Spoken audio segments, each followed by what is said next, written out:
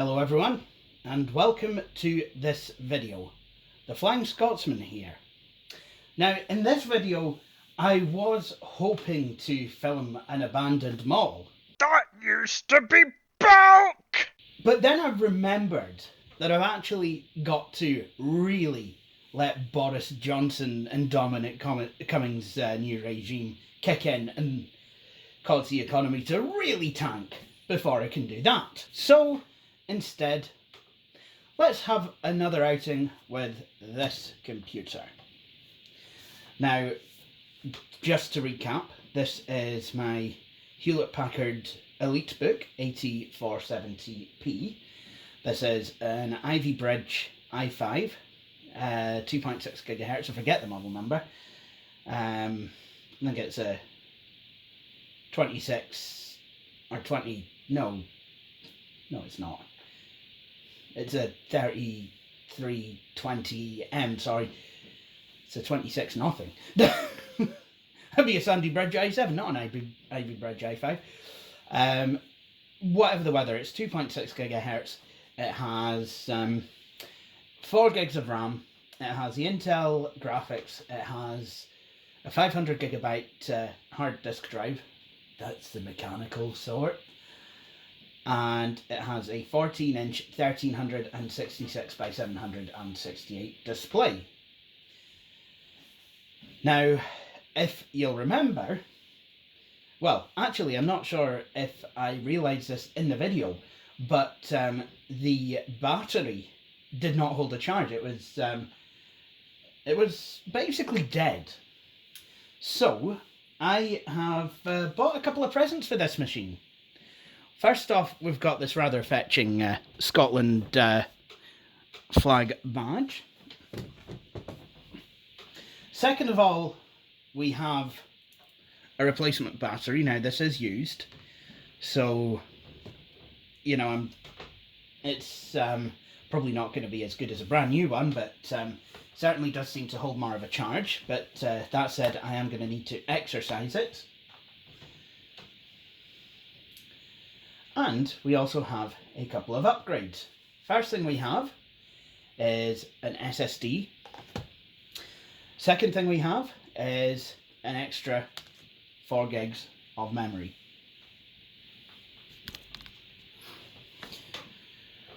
So, the memory then. I bought this from CEX, as it's pronounced, CEX, the Central Entertainment Exchange. It's 4 gigs, PC 12800, 12800, DDR3, 1600 megahertz, 204 pin memory. It's 4 gigs. I think I've said that. So that will bring the machine's total up to 8 gigs, which will be fine. So let's talk about the SSD then. Now, this is quite interesting because I was actually looking at SSDs for another project with Sansui 350A, and he came upon some Lexar SSDs. Now, that was quite surprising because I'd not really heard of Lexar. And to me, Lexar were the company who used to make these memory cards, flash memory for things like digital cameras. This is a Lexar 128 megabyte CF card from, I think, around 2002. And it actually was used by my mum in her digital camera. But with them having made flash memory, it, I guess, would make sense that they would go into SSDs. But still, I've not heard anything about Lexar for years. So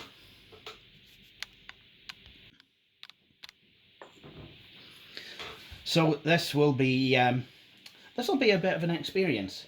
Now, I bought this SSD actually a day or two after we'd been looking on eBay, and it cost me about what was it, £27 from eBay, and I think I was quite sensible in buying it just now, because I don't know how many of you watch Linus Tech Tips. I know some people don't like him, or his videos rather, but please just save it, okay?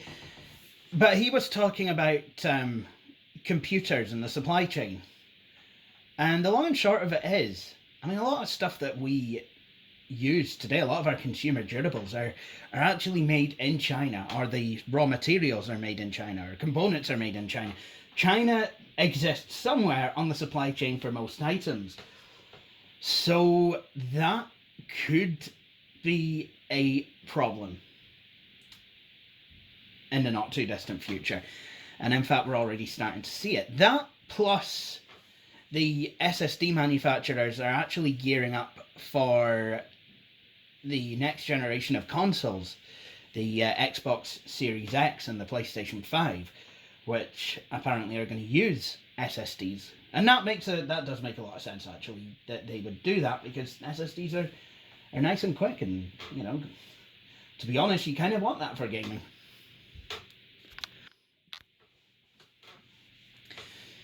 And already we've started to see the price of SSDs go up because of all these factors. So, for example, my local computer shop would, about a month ago, have sold you a solid state drive, a 240 gig solid state drive, WD green, which is essentially a SanDisk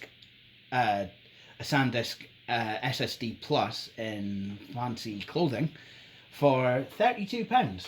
Not a bad price. Really, not a bad price at all. Not too long later, though, I went and checked, and it was up to £33. And when I checked recently, they weren't actually carrying that SSD. They were instead carrying a Crucial BX500 SSD of the same capacity, but that was £40. And yes, I would expect to pay a bit more for a Crucial SSD, but still, I mean, that's quite a jump in price already. So, anyway, enough jibber jabber. Let's have a look at this. So this is a Lexar N5100, 2.5 inch SATA 6GB SSD, 256 gigs. Boost your computer's performance with optimized efficiency and durability. Good thing I've got a magnifier here. And this says, upgrade your laptop or desktop computer for faster startups, data transfers, and application loads. For additional information on product, warranty, or return information, go to www.lexar.com/support. That's very good of it. Really, really glad that I had all that information. Anyway, enough of that. It's time to actually action these upgrades. Have a look at how to release this. I think what I need to do is, quite literally, just this latch, just move it over, and then just pull the front cover towards me, and there we go.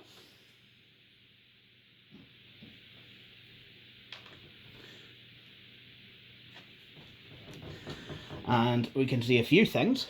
There's one thing that I was a bit concerned about, and my concerns have been allayed. The speakers, they literally are on this side of the laptop.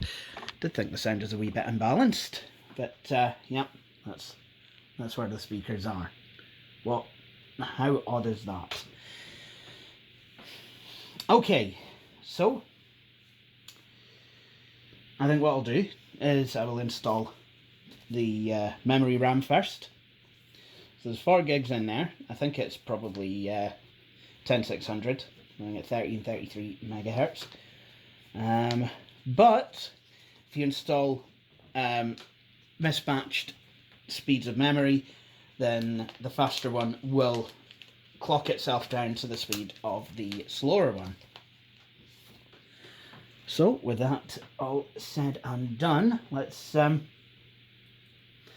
if we can install this memory RAM.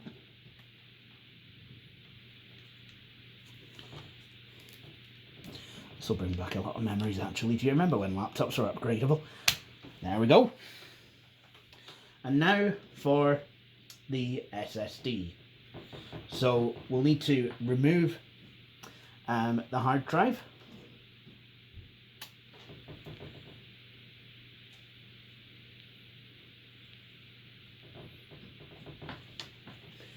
Right.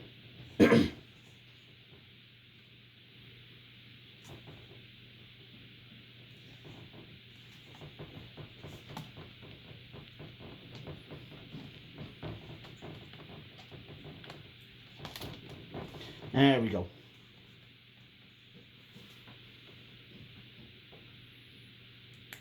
Not sure what that part is. I wonder if that's... yeah. Oh well.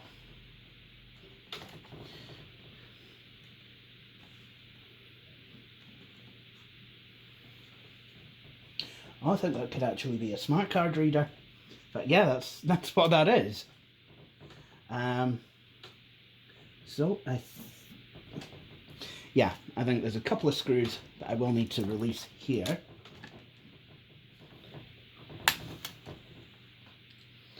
There we go.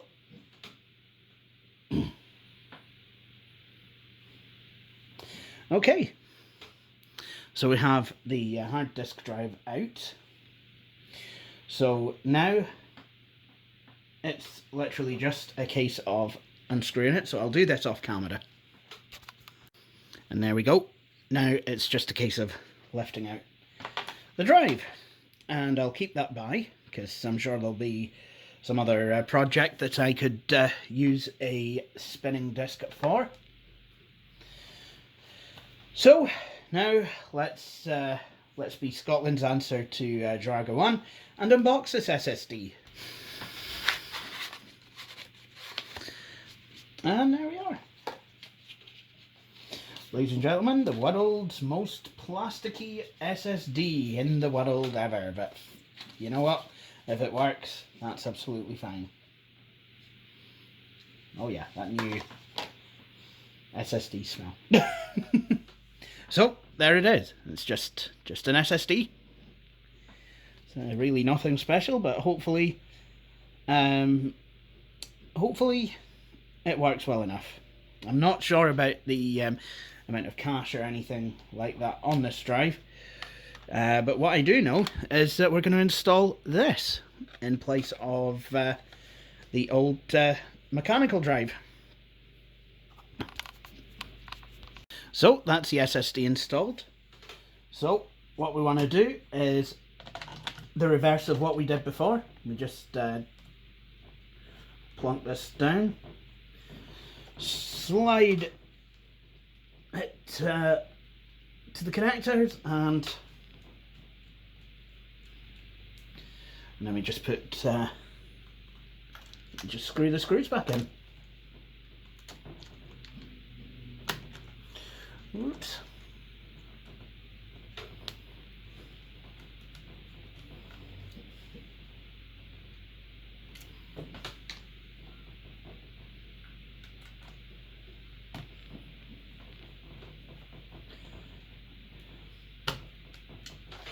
Right, and then I guess it's just quite literally a case of, yeah, there we go.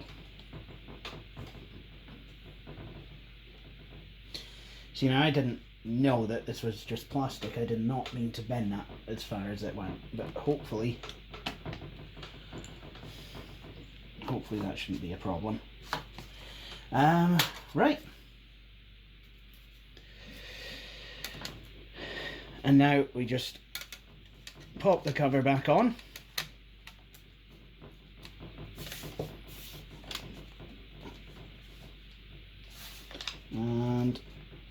And there you go.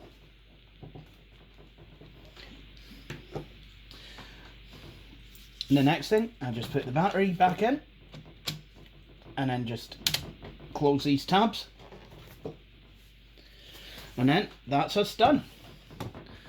So let's see if the machine works. I'm just going to quickly make a couple of adjustments.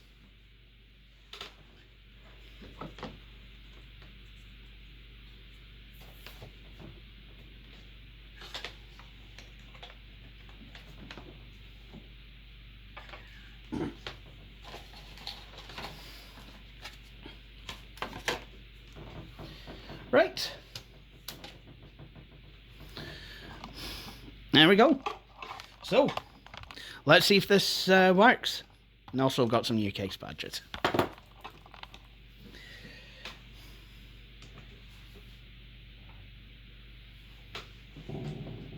And I want to go into setup, so...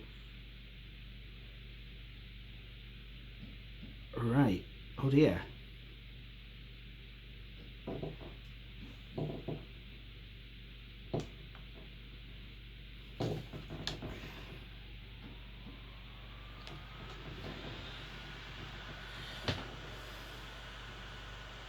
Okay, that's not a good sign. That is definitely not a good sign.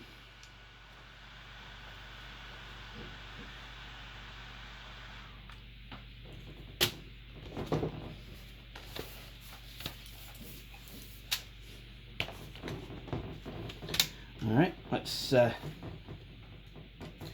guess let's do some troubleshooting. Forget which one's the battery and which one's the bottom cover. Either way, both of them need to come out. Right. So, first of all, let's remove the new memory module. I would say it's probably more likely the memory module causing this kind of a problem than it would be the SSD, but you never know. You never can tell with bees, Christopher Robin. Oh, there we go. See, that's actually working straight away. There's absolutely no issue there. So, memory not working? Well, I have some electrical contact cleaner. Now, this is from WD-40. Now, in the past when I've said, oh, I've got some WD-40 cleaner that I'm going to clean contacts with, people have been shocked and like, no, WD-40, it's not the thing you want to use. No, I'm not talking about WD-40 oil. This is actually electrical cleaner. So, I'm just going to just a wee bit of a scoosh on the pins. There we go. And while I'm at it,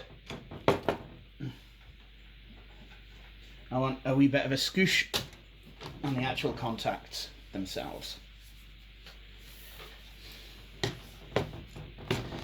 And at this point I still don't even know if the SSD is working.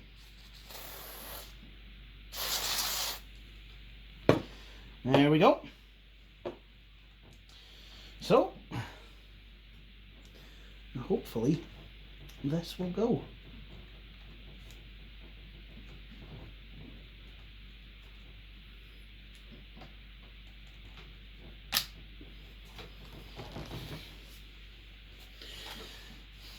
I quite like the smell of that stuff. I've got to say though, don't go buzzing any kind of contact cleaner or anything like that. It's solvent abuse can be very harmful. Oh,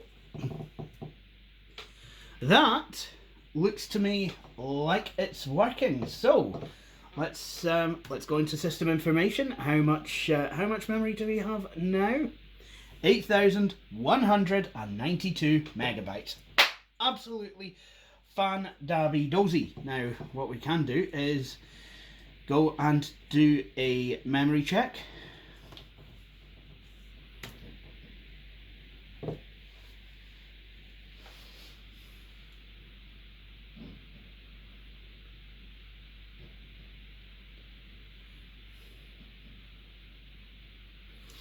So, it's maybe not a bad idea to let this go and actually do what it's got to do. So, I'm just going to retract the nozzle on the contact cleaner, and well, if I've got about 10 minutes, well, that's just enough time for me to make a brew. Alright, the memory test has passed. I'm not sure how more or less thorough this is than MemTest, but I'm going to probably say less, because I'm pretty damn certain that MemTest does tend to take a bit longer. However, now we need to see if the SSD is a go. Now, on this machine's last outing, some of you will remember I completely messed up the whole idea of installing Manjaro using EFI because I used an easy to boot solution. Well, I've been shopping since then, and I have a flash drive which literally just has Manjaro on it. And you know this because I put a sticky label on it. Can you see? So, what I'm going to do is I'm just going to pop that into the computer.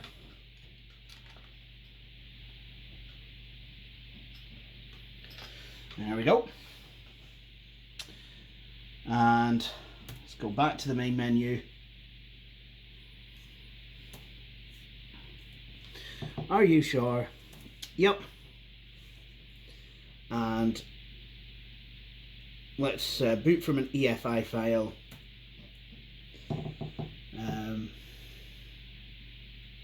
USB, EFI, boot 64 EFI. Yep, we'll just use the default settings.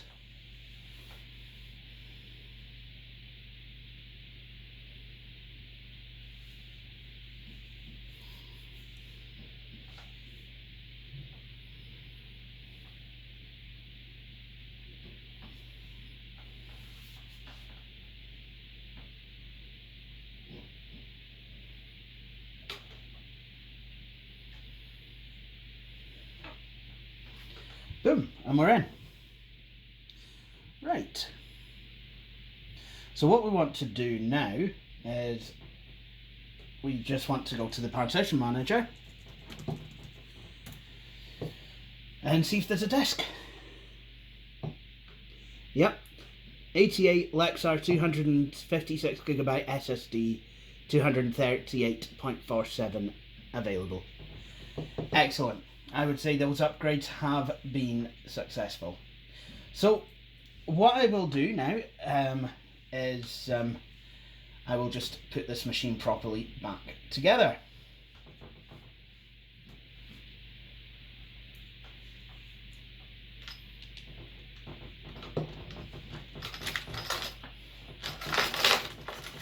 Oops, and a daisy.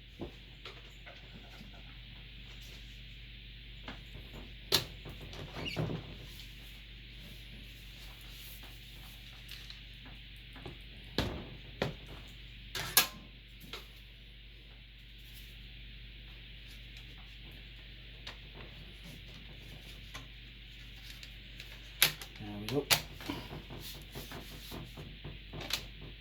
There we go.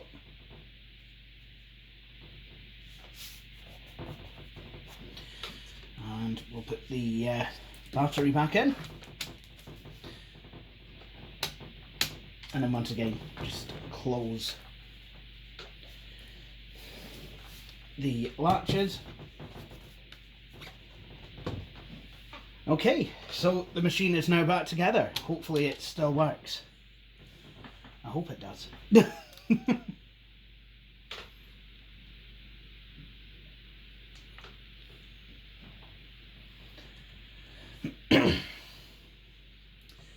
Right, okay. Should be able to now boot from the USB hard drive. Yes, I can. So what I did was I used Etcher. I think it's Bellina Etcher to make the Manjaro USB drive. Sure, I could probably do a video on how to do that if people wanted it. But I've been buying these Kingston 16GB drives.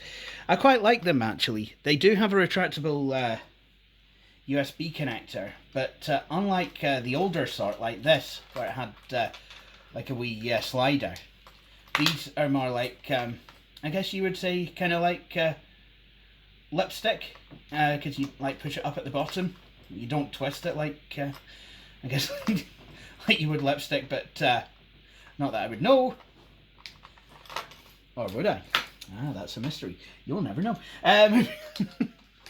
Let's just put that one behind us, will we? Not really into wearing lipstick. But no, this actually is a much better system because it's because this USB connector is not going to retract itself as you try and put it into the USB port of your computer like this one would. That is annoying. So, well done, Kingston, you've upgraded your design. Now, let's get down to business. So, installing Manjaro. So, we know how not to do it.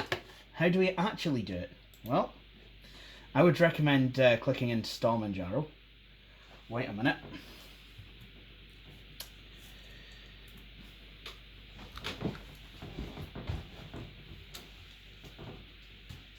I would also recommend, before you do anything, connect to the internet, because that usually that can help quite a bit. Actually, I've certainly found that out. Oops, nope, that's the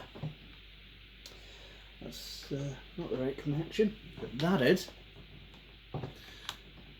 There we go. Yep, we're online. Usually a good idea to connect to the internet. There we go.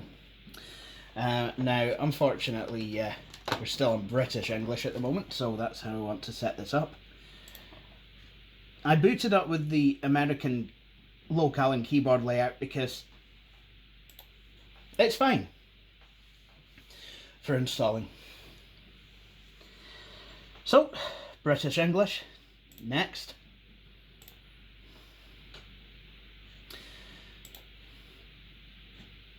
And look at that, it actually has a picture of your keyboard layout. And yes, that does look remarkably... Hang on a minute, let me just see if I can sort these cables out. Right. Yes, that does look remarkably like my keyboard, so that's the one that we're going to go with. So I'm just going to hit the next button.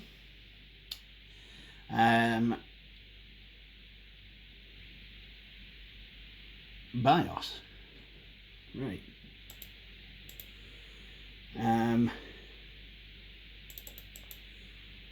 I don't want to do BIOS. Oh well. Let's manually partition the disk. Storage device. That.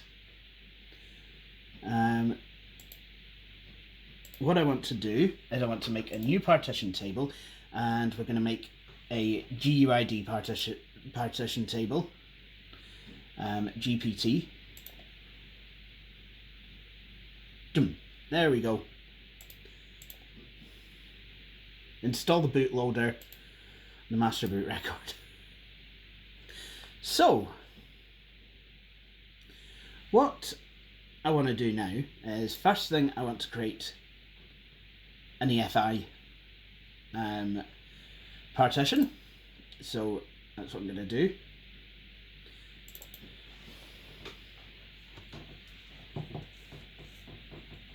So I'm going to make that 500 megs.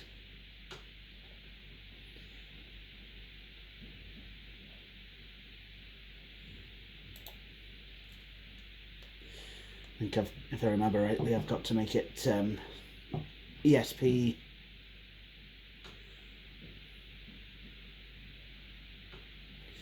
and I think I made it boot last time as well, because that can't really hurt.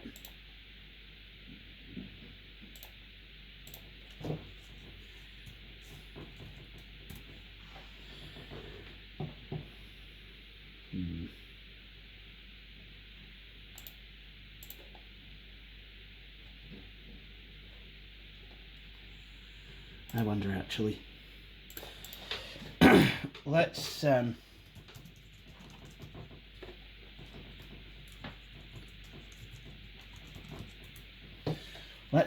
see if we can sort the partition table conundrum out here. Let's make a GPT partition table. I think I'm in EFI. Right. What I'm going to do is I'm just going to apply that. So we have the partition table. Now let's go back to installing.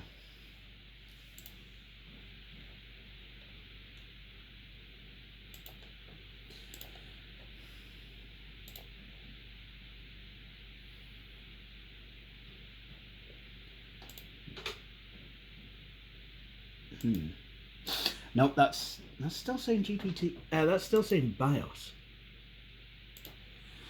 And that's not what I want.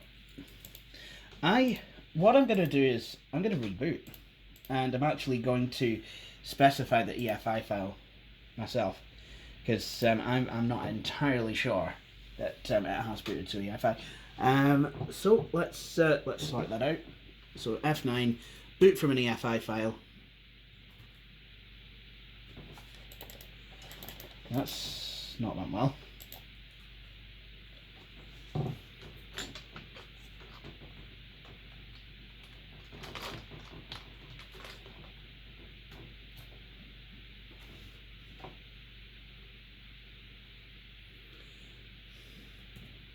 There we go.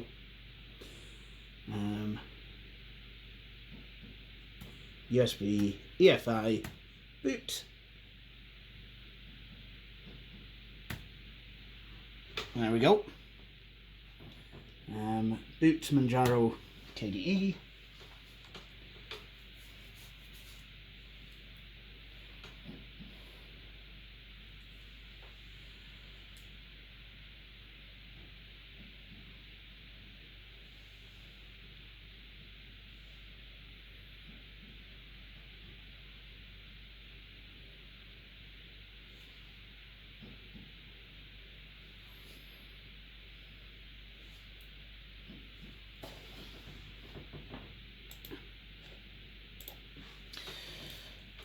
Right, so once again, go into the installer.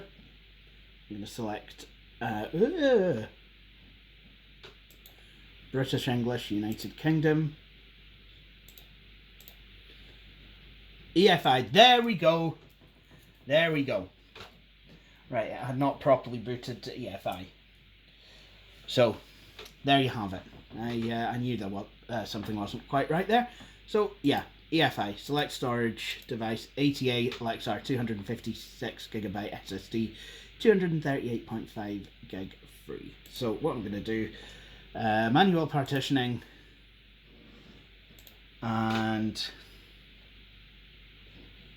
let's make a GUID partition table, storage device, ATA Lexar 256GB SSD, and there's no requesting where to install the bootloader anymore. What I do need to do though is make a new partition. Again, we're going to make the AFI partition. Let's make it 500 megs. And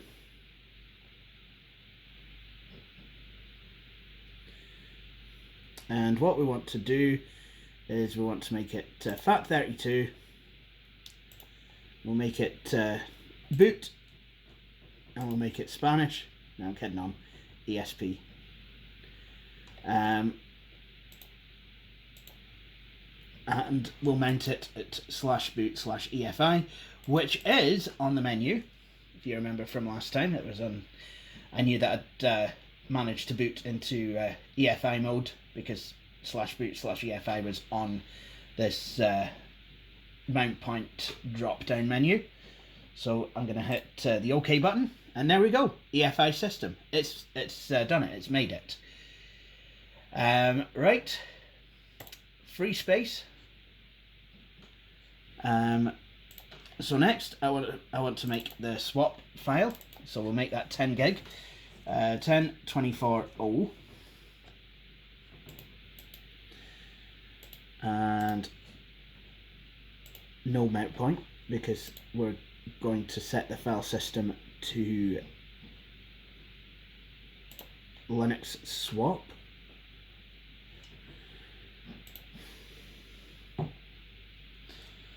Excellent. And then I want to make the home partition, so I'm going to make that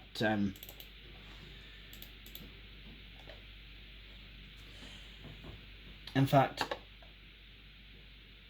you know what, I think I might just be as well on this machine, just making a combined home and root partition. I think, you know, given the amount of space I've got, might not be the worst idea. So,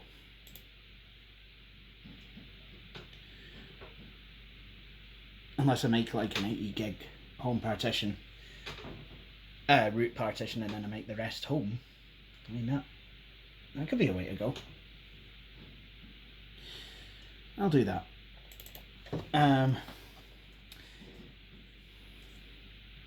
Oh, how much? But yeah, 81920 ext4.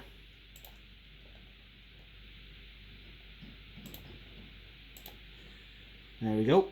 And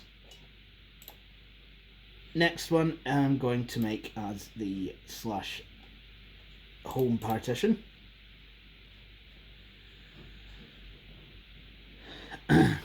We'll have like 160 gigs worth of /home, which is quite enough, thank you. So there we are. We have FAT32 EFI partition, 10 gig swap, 80 gig home, and 148 gig. Oh no, 80 gig root and 148 gig home. So let's. Don't know why I select that. Really no need to, because it knows exactly where to install itself. So let's click next, and I'll put in my details. What's my name?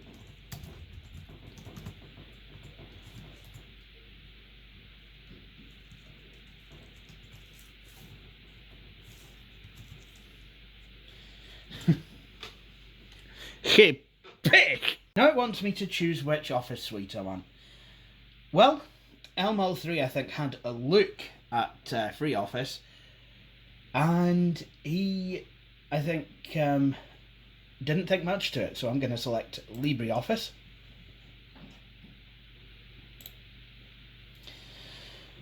So now we've got a wee summary of how we're going to install this. Set time zone to Europe, London. System language will be set to British English. Numbers and dates locale will be set to British English. Set keyboard model to generic 105 key PC International default keyboard model. Set keyboard layout to English UK default. Manual partition on disk/dev/SDA, which is the SSD. Current is blank. And after this is what the partition table is going to look like. And there we go. So let's go and install this. The Manjaro installer is about to make changes to your disk in order to install Manjaro 18.1.5. You'll not be able to undo these changes. That's absolutely fine.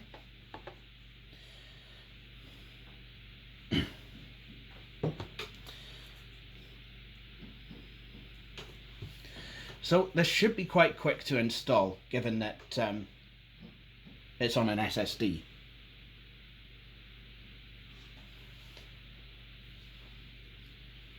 Also, I'm quite curious, because this is my first SSD only system, I'm quite curious to see how long the battery will last in general usage, and how it differs from the having the spinning disk.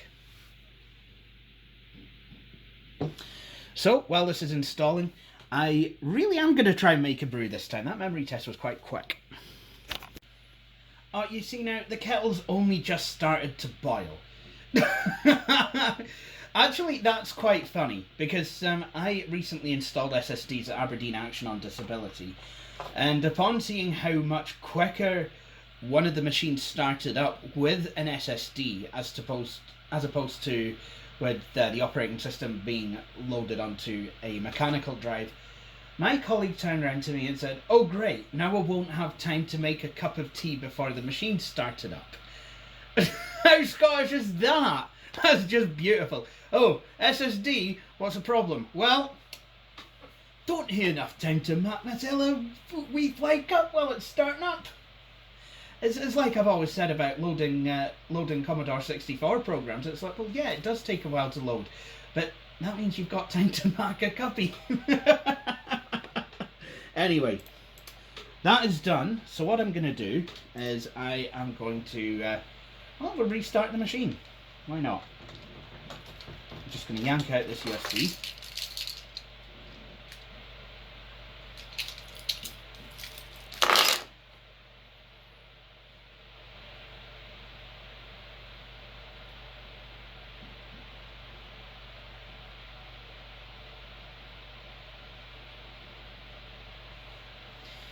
There we go.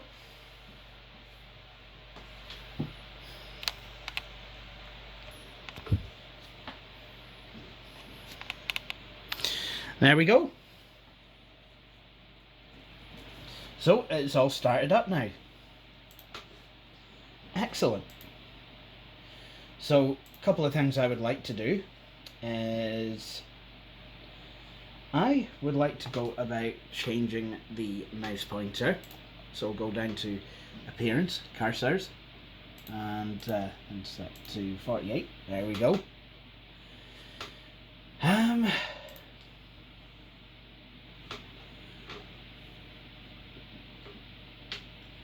we go.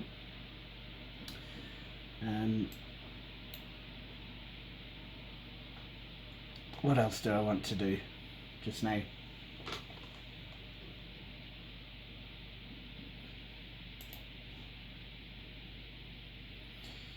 Nice. I could change my log on background if I wanted to. But why don't I instead change my desktop background to something a bit more tasteful? Well, for me. There we go. Nice. There we go. Now, in order for the mouse pointer to take, I think what I will do is I'll just reboot again.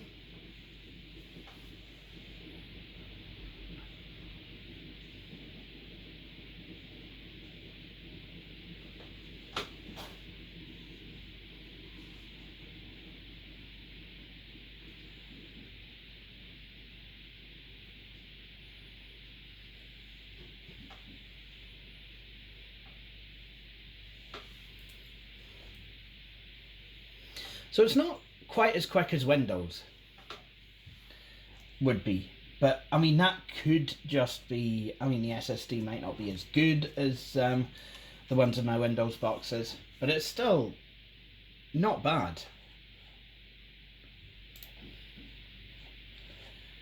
So there we have it. This laptop has now been upgraded.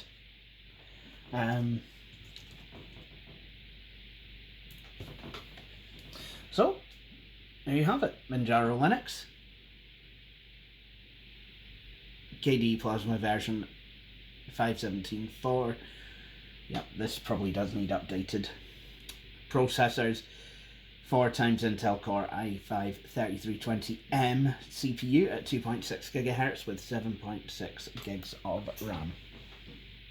Oh, look, and there's the updates. So, let's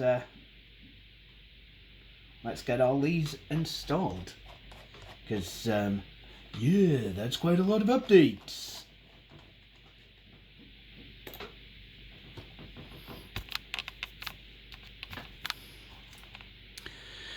So there you have it, HP Elitebook 8470p.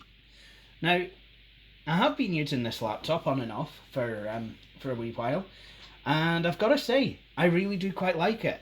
And it's running absolutely brilliantly with Manjaro. A couple of things I would recommend if you're setting up an office machine to use Manjaro. Forget Thunderbird. I know it's a GNOME program, but instead of Thunderbird, go with Evolution.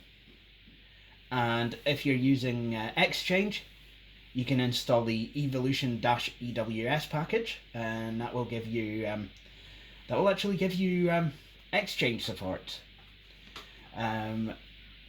What else would I recommend?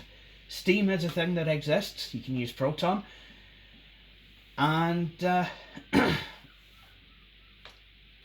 get Flatpak. There's certain programs that need it, but don't look for them on Flatpak to start off with. Look for them on the add remove software programs, the software center, if you're using Manjaro.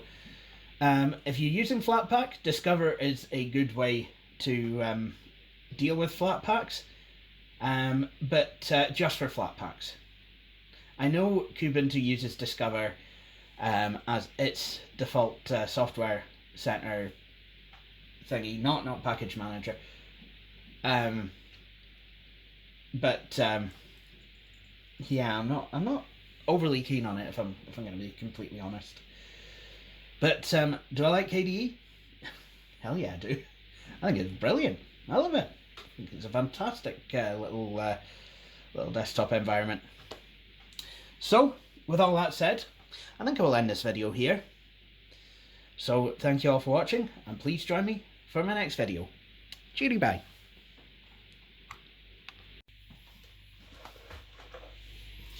Finally, get to hear that brew.